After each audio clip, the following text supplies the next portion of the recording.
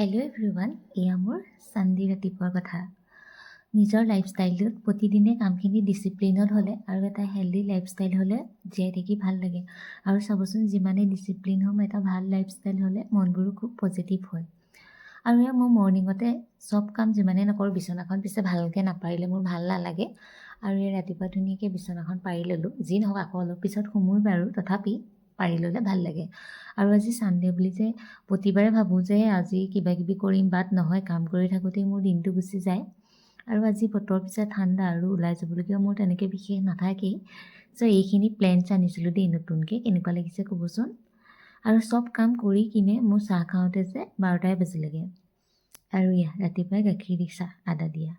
তাৰপিছত গা চা ধুই আহিলোঁ। তাৰপিছত এইটো মোৰ বেড হেবিট, মোবাইল চাই চাই ভাত খাই আছিলোঁ। আৰু শেষত ফাইনেলি এটা ভাল লগা কাম, ৰিলছ বনাবলৈ। মোক কেনেকুৱা লাগিছে ক'ব দেই। আৰু ৰিলছটো মোৰ ইনষ্টাত চাব পাব আজি।